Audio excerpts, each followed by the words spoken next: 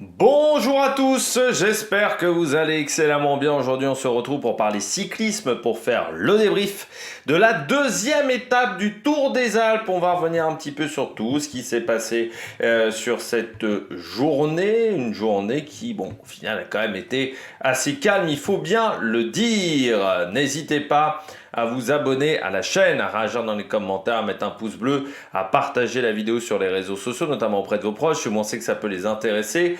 Dans les commentaires, n'hésitez pas à me dire qui vous a plu, qui vous a déçu aujourd'hui. Bon, je pense que ça ira assez vite de ce côté-là. Si vous avez les moyens et que vous voulez soutenir mon travail, vous pouvez faire un super thanks et je remercie les gens qui le font.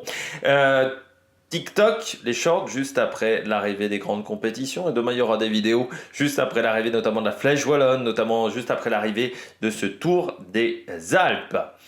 Et puis la petite cloche, comme ça vous êtes au courant des dernières vidéos qui sortent sur la chaîne, parce que demain, il y aura peut-être un petit peu des écarts.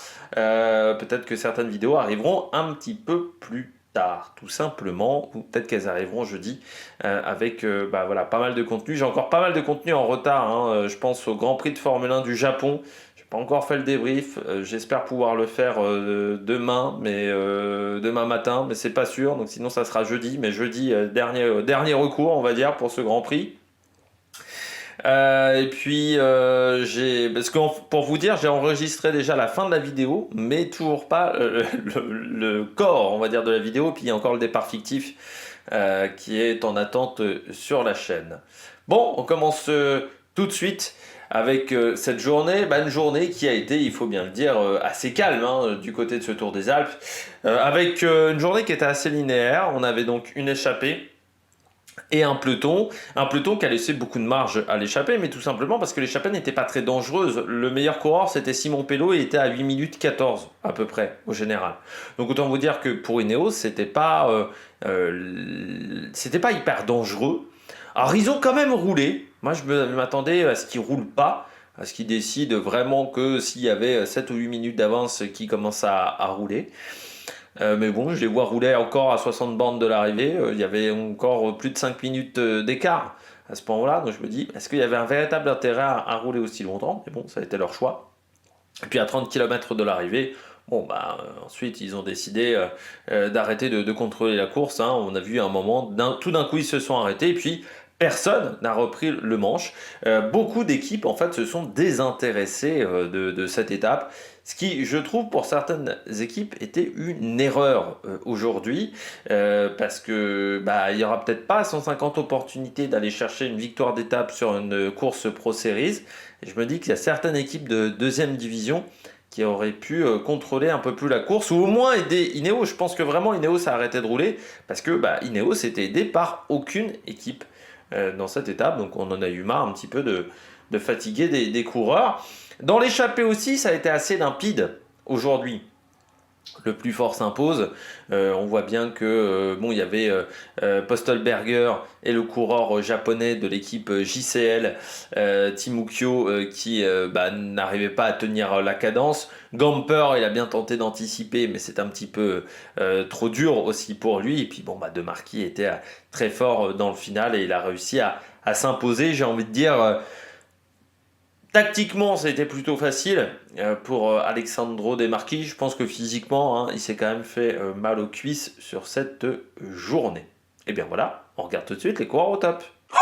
Ah, attaque de Marlou! Vidéo qui va être, je pense, assez rapide.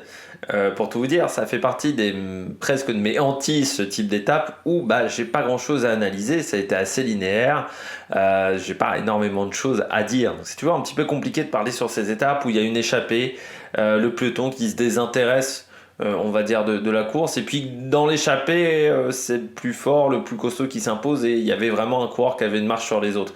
Aujourd'hui, Demarquis, il avait une marche sur ses adversaires. Parce que il savait que je pense qu'il se méfie le plus, le coureur dont il se méfiait le plus, c'était Simon Pello. Je pense que c'était le coureur dont il se méfiait le plus dans cette échappée. Mais Simon Pello, quand même, depuis son Covid. Il a plus les jambes qu'il avait à l'époque où il était, notamment chez Androni Giocattoli. C'est beaucoup plus compliqué pour lui physiquement et au niveau respiratoire.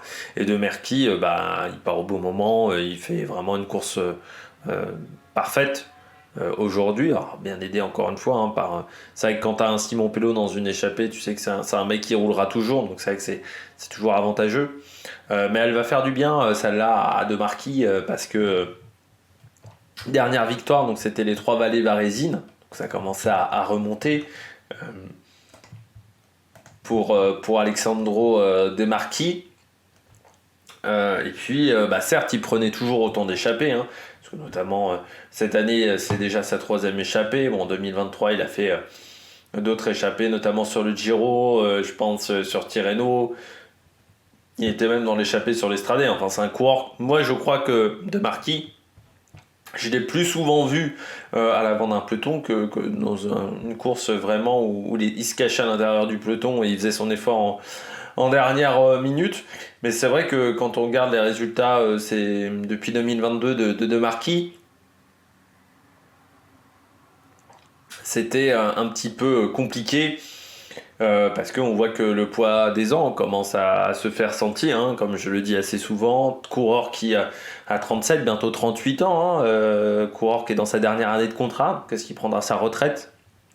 Peut-être que cette victoire d'étape, cette 7e victoire professionnelle va un peu changer la donne. Mais pour moi, j'aime bien De Marquis, c'est un coureur que j'appréciais bien, notamment quand il était chez BMC. Parce que pour moi, c'est totalement le super baroudeur De Marquis. C'est un coureur qui a réussi à gagner des très très belles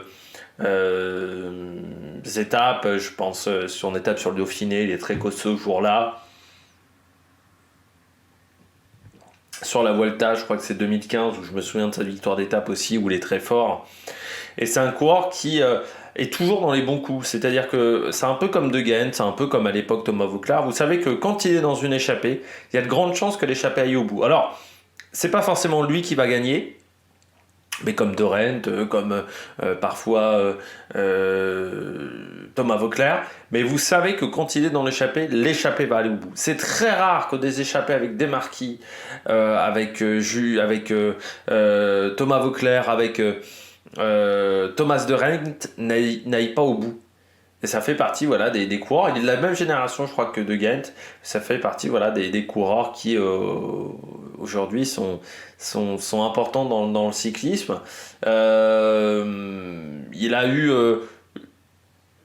des moments compliqués, mais il a toujours su rebondir. Je vous parlais de ces 3 dernières années qui n'ont pas été incroyables en termes de résultats, mais si vous regardez 2020-2019, c'est pas fou non plus. Et il arrive pourtant après derrière à remporter les 3 Vallées Varésines. Donc c'est un coureur qui a toujours su rebondir.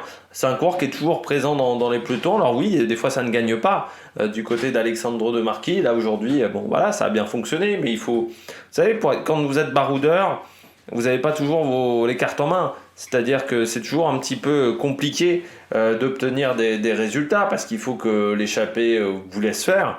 Il faut que le peloton vous laisse faire aussi. Si l'échappée ne va pas au bout, c'est compliqué. Et puis dans l'échappée, il faut réussir à s'en sortir. Il faut être fort, mais il faut réussir à avoir un bon sens tactique aussi du côté d'Alexandro De Marquis. Donc là, aujourd'hui, c'est ce qu'il a réussi à faire parce qu'il n'a pas montré à ses adversaires que c'était le plus fort. Donc je pense qu'ils sont pas énormément méfié de lui. Et puis ensuite, quand il a commencé à faire son effort, il était imbattable aujourd'hui. Donc belle victoire d'Alexandro De Marquis. Je pensais qu'il avait plus de victoires que ça chez les professionnels. Il est seulement à 7 victoires chez les professionnels. Mais c'est un coureur qui est important, je pense, dans l'histoire du cyclisme italien. De Marquis, c'est peut-être un coureur qu'on verra dans les voitures de directeurs sportifs dans les années à venir. Coureur qui a 28 classiques. Il a participé à 28 classiques. Il a participé également à 17 grands tours, 5 Tours de France, 5 Vuelta, 7 Tours d'Italie. Et je pense que cette année, il a encore pour objectif d'aller faire le Tour d'Italie du côté d'Alexandro De Marquis. Je pense que ça sera vraiment son objectif. Deuxième coureur top. Pour moi, c'est Patrick Gamper. Je trouve que c'était plutôt bien joué de sa part d'essayer d'anticiper. Il savait qu'il n'était pas le plus fort aujourd'hui. Il savait que ça allait être compliqué face à des Marquis, et même face à Simon Pelot. Mais je trouve qu'il s'en est très très bien sorti, Patrick Gamper. Il a su saisir sa chance aussi, parce que c'est vrai que j'en ai pas parlé avec des Marquis, mais c'est des coureurs qui, ces dernières années, font aussi parfois des travails d'équipier, donc n'ont pas toujours les mains libres pour aller prendre des échappées. Patrick Gamper, c'est pas un coureur qui fait énormément d'échappées dans l'année. Cette année, il n'en a pas encore fait, et pourtant il a déjà 30 jours de course dans les pattes, ce qui est beaucoup. En 2023, il y a une échappée sur la semaine internationale Kopier-Bartali et seulement 51 km, donc c'est pas énorme. Et au championnat du monde aussi, où il est échappé, Patrick Gamper, sur 65 jours de course. Donc ça reste pas si impressionnant que ça. Coureur qui est aussi dans sa dernière année de contrat, donc il a peut-être besoin de se montrer, parce que c'est vrai qu'aujourd'hui c'est un coureur qui est à la Bora depuis 2020, qui en termes de résultats n'a remporté qu'une seule grande course. Quand on regarde les résultats, et encore la grande course, c'est le championnat du contre-la-montre des championnats d'Autriche, donc c'est pas non plus la course de l'année, c'était l'année dernière. Et puis en plus, quand tu es à la Bora, c'est quand même un petit peu avantageux de remporter le championnat du contre-la-montre de l'Autriche. Tu as l'une étape du Tour de Serbie en 2016, donc qui n'était pas une course professionnelle. Le Grand Prix d'Industrie de Marmo et une étape du Giro della Regione Friuli Venezia Giulia. Donc c'est un palmarès qui est quand même assez faible, on va pas se mentir, surtout pour un coureur qui est en World Tour. Et forcément, quand vous êtes avec ce statut-là d'équipier, il a que 3 grands tours aujourd'hui en participation, que 5 classiques, donc c'est aussi un coureur qui fait assez rarement les grandes courses du calendrier. C'est un coureur qui n'est pas forcément prioritaire sur ces épreuves-là par rapport à ses équipiers. Eh bien, c'est compliqué de te montrer. C'est compliqué d'être attirant pour d'autres formations. Or, c'est en étant intéressant pour d'autres formations que ton équipe peut peut-être augmenter ton salaire, que ton équipe peut se souvenir que tu es à l'intérieur.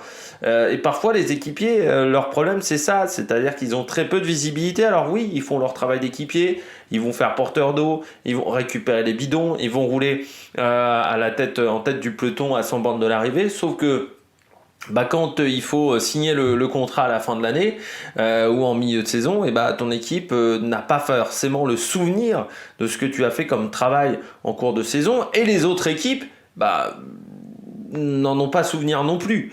Donc c'est pas forcément évident de renouveler son contrat quand on est équipier. Et c'est vrai que Patrick Gamper s'est peut-être dit, là aujourd'hui il faut que je prenne l'échappée, parce que je rappelle à mes employeurs mais aussi à d'autres équipes que je suis là. Surtout que c'est pas comme si l'année dernière on avait quelques coureurs autrichiens qui avaient quitté le World Tour. Je pense à Pernsteiner, je pense à Postelberger. Ces 2 coureurs-là, par exemple, ont quitté le World Tour. Et sur le contingent autrichien qui n'est pas si énorme que ça montre que on considère que les coureurs autrichiens sont peut-être plus si intéressants que ça. Et puis il y a eu l'affaire Aderlas aussi, pour les coureurs autrichiens, qui a fait beaucoup de mal au niveau de leur crédibilité. Donc voilà, je trouve que c'était une bonne idée d'anticiper pour Patrick Gamper aujourd'hui. Je trouve que c'était bien fait. Donc voilà, après c'était pas le plus fort, en même temps il fait 1m92, 80 kg, donc en montagne c'est un petit peu compliqué par rapport à Alessandro De Marchi. De Marchi doit faire au moins 10 kg de moins pour la même taille. Il fait 65 kg De Marchi, donc il y a 15 kg d'écart, donc ça fait une petite différence. Il y a aussi 10 cm d'écart, vous allez me dire, mais Patrick Gamper, c'était bien tenté de sa part. Et puis il arrive quand même à battre Simon Pelot dans le final, donc il prend une belle 2e place, quelques bonifications, un petit peu d'argent. Ça fait toujours pas de mal pour ce cours-là. Pelot, c'est déjà la 3e échappée qui fait cette saison. 2 échappées déjà sur ce Tour des Alpes, il était échappé hier. Et puis Grand Prix Criquet-Lyon également, il était en échappée, il avait fait 144 km d'échappée ce jour-là. Simon Pelot, c'est dommage aujourd'hui. Coureur qui est chez Tudor, coureur qui est en fin de contrat aussi. Alors est-ce qu'il sera renouvelé par la Tudor? ou est-ce qu'il sera repris par une autre équipe? Coureur qui l'année dernière avait remporté le Tour de Bretagne. Simon Pelot, il avait remporté ce Tour de Bretagne en remportant l'étape... non, il n'avait pas remporté d'étape, il avait fini deuxième à Le Cuillot, mais il n'avait pas remporté d'étape sur ce parcours du Tour de Bretagne. Une victoire qui lui avait fait du bien, hein, à Simon Pelot, parce qu'il avait raconté toute sa galère qu'il avait eue avec son Covid long, où il avait eu beaucoup de mal à s'en remettre. Il disait, bon, je m'en suis pas encore remis complètement. Vainqueur du classement de la montagne également l'année dernière, sur le Tour de Langawi, 9e de la Ceresima Gravel également. Ça, c'était au mois d'octobre, du côté de la saison du coureur suisse. On regarde tout de suite les bonnets d'âne. Du côté des bonnets d'âne du jour, des flops de cette journée, je commence avec un coureur de la sélection autrichienne, Hermann Pertsteiner. C'est vrai que je me dis c'est frustrant d'avoir mis Postelberger dans cette équipe à l'avant et pas Pertsteiner sur cette étape-là. Je pense par rapport à ses qualités du côté de la Bahreïn, que Pertsteiner ou Schoenberger également, du côté de l'équipe autrichienne aurait pu aller un peu plus loin. On savait que c'était une étape où l'opportunité qu'une échappée s'impose, ça pouvait arriver parce qu'on est sur le Tour des Alpes. C'est une étape plutôt faite pour les sprinteurs, les coureurs qui ont une bonne pointe de vitesse sur ce Tour des Alpes, sauf qu'il n'y en avait pas tant que ça. C'est-à-dire, quand vous regardez, il y avait Ghana, il y avait Baou, ils étaient 3-4, quoi. Donc il y avait l'opportunité que ça aille au bout du côté de l'échappée, surtout que moi je m'attendais pas à ce que Ineos contrôle plus que ça. Moi je me disais, tiens, Ineos, soit il joue pour Ghana, c'est ce que j'avais dit hier, grosso modo, soit c'est une étape pour Ghana. Je me disais intérieurement, soit il joue pour Ghana, soit une fois que l'échappée elle est bonne, il la laisse partir et puis voilà, quoi, c'est tranquille. Mais du côté de Pertsteiner, on aurait pu aller loin, je pense. Je me souviens de ce coureur à la Bahreïn, il y avait eu des bons résultats sur les premières années. Ça a été plus compliqué sur la fin. Du côté de Pertsteiner, je m'excuse, le chat va bientôt rentrer dans la litière. Donc du côté c'est depuis longtemps que c'était pas arrivé. Du côté d'Hermann Pertsteiner, c'est vrai que je me disais... il y a une belle opportunité. En plus, le Tour des Alpes, ça passe en Autriche, c'est toujours bien. Puis ça peut peut-être un peu te relancer pour ta fin de carrière. Ça fait partie des coureurs qu'on quitté le World Tour. Alors lui, il a quitté le World Tour parce que les derniers résultats étaient vraiment pas bons. Perlsteiner sur les dernières années, c'était compliqué, même en tant qu'équipier. Je sais pas trop même ce qui s'était passé. Parce que c'est un coureur qui vient, je crois, du VTT, Perlsteiner, donc qui est arrivé assez tard sur la route. Ses premières années sur la route, il y a vraiment des bons résultats. Puis après, il a complètement disparu. Là maintenant, il roule dans une équipe continentale autrichienne, comme Schoenberger, ils sont dans la même équipe les deux. Ça va peut-être le relancer, mais c'est vrai que je me dis qu'aujourd'hui, Perlsteiner, Schoenberger, ça aurait été mieux que Postelberger. Postelberger aussi, je crois qu'il est dans la même équipe. Je crois que les trois sont dans la même formation. Ah non, Postelberger, il n'a pas trouvé d'équipe. Je crois que Postelberger n'a pas d'équipe. Je crois que c'est encore pire que les deux autres. Et je me disais, pour l'équipe autrichienne, c'est bien de vouloir mettre en avant chaque coureur. Bon, il peut y avoir un intérêt à faire ça, mais tu peux aussi te dire, c'est bien aussi d'aller chercher des résultats, quoi. T'es pas juste là pour faire le nombre. T'es pas juste là pour montrer des coureurs qui sont soit en difficulté parce qu'ils n'ont pas trouvé de contrat, soit des coureurs qui sont en continental. T'es aussi là pour au moment avoir des résultats. Je trouve ça un petit peu dommageable. Deuxième équipe flop pour moi, c'est Euskaltel. Alors j'aurais pu mettre Movistar aussi, parce que Mühlberger fait premier du sprint du peloton. Ouais, ça aurait été con de rouler avec Ineos.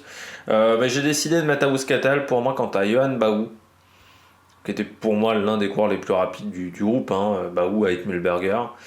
Que tu es une équipe de deuxième division, que tu n'as pas 150 opportunités par an d'aller chercher un résultat.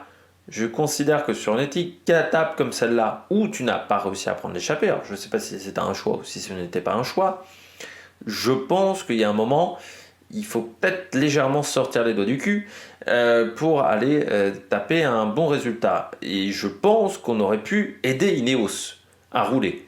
Je trouve ça assez incroyable que Ineos se soit retrouvé seul. Vraiment, pour moi, il y a beaucoup d'équipes qui se sont désintéressées de cette étape. Mais ce qui est plus dingue encore pour Euskaltel, c'est que vous faites attaquer Johan Baou 5-6 km après qu'Ineos a décidé d'arrêter de rouler. Ça n'a aucun intérêt au niveau tactique. Pour moi, quant à Johan Baou, on sait que c'est un mec, je crois, qui avait fait 3 ou 4 à Getxo, sur le circuit de Getxo. Pour moi, il fallait le mettre dans... Alors, soit tu mettais un coureur Euskaltel dans l'échappée, si tu voulais pas rouler. C'est ce qu'a fait Chaiko, c'est ce qu'a fait Bora, par exemple. Si tu mettais pas de coureur dans l'échappée, il fallait rouler. Et il fallait aider Ineos. C'est déjà presque un miracle qu'Ineos roule, qui garde, on va dire, un espoir de victoire jusqu'à 30 bornes de l'arrivée. Mais au bout d'un moment, Ineos, ils en ont eu ras le cul. Il n'y avait personne qui les aidait. Movistar n'a pas roulé, Euskaltel n'a pas roulé, EF n'a pas plus roulé. Je trouve ça dommageable du côté d'Euskaltel, du côté de Movistar, quand tu as des coureurs qui sont un petit peu rapides, qui pouvaient faire quelque chose aujourd'hui. Mais pour moi, surtout à Euskaltel. À Euskaltel, je suis assez déçu parce que Johan Baou pouvait vraiment faire un top 4, top 5. À Euskaltel, ça aurait fait du bien au niveau des points aussi, ça aurait fait aussi bien au niveau résultat. Donc de faire un résultat comme ça sur une Pro Series, ça aurait pu être intéressant. Je pense qu'il y a d'autres équipes aussi qui pouvaient rouler aujourd'hui, si on regarde bien du côté des équipes, comme je disais, de deuxième division, qui n'ont peut-être pas pris leurs responsabilités. Tiens, Garça Pierna, par exemple, du côté de Car Pharma, ça aurait peut-être pu le faire. Chez Lidl Trek, Féliné, par exemple. C'est vrai qu'on n'a pas roulé chez Lidl Trek, mais on avait Verona aussi et Féliné, donc on aurait pu tenter quelque chose. Chez Polti, c'était un petit peu plus compliqué. Chez Polti, il n'y en a aucun. Il n'y a que Piganzoli, qui a fini avec Matteo Fabro. Mais Matteo Fabro, un coureur qui aurait peut-être pu le faire aujourd'hui. Luca Covilli, aussi la Bardiani. Luca Covilli, on pouvait rouler du côté de cette équipe. Du côté de la Coratec. C'était plus compliqué pour la Coratec. Mais tu vois qu'il y avait quand même des formations qui auraient pu rouler en deuxième division, qui n'ont pas pris cette option-là, peut-être un peu trop peur, peut-être pas l'habitude, un peu le sentiment d'infériorité par la Ineos. Mais à 30 km de l'arrivée, quand Ineos ils ont dit niet, eux ils se sont retrouvés tout seuls comme des cons, et c'est un petit peu dommage. Et puis je mettrais quand même la Ineos. Je comprends pas pourquoi la Ineos a roulé aussi longtemps. Pour moi, la Ineos, s'ils voulaient aussi obtenir de l'aide, fallait qu'ils attendent. Fallait qu'ils laissent l'écart monter. Il y aurait peut-être une équipe qui aurait craqué à un moment. Mais pour moi, il fallait qu'ils laissent l'écart dans autour de 6 minutes. De toute façon, dans l'échappée de devant, même des marquis, il n'ira pas jouer le général, il a Chris Harper pour jouer le général. Donc pour moi, tu pouvais jouer avec cette échappée-là. Ils ont très peu joué au final. À part dans les 30 derniers kilomètres, encore, ils n'ont pas joué de manière incroyable. Je trouve qu'ils auraient dû arrêter de rouler à 60 bornes de l'arrivée. Je ne comprends pas, entre 60 et 30 km de l'arrivée, pourquoi ils roulent. Pour moi, l'échappée, à ce moment-là, il y avait 5 minutes, 5-20. L'écart était tout à fait raisonnable. Tu roulais pour conserver le même écart. Tu roulais pas plus fort.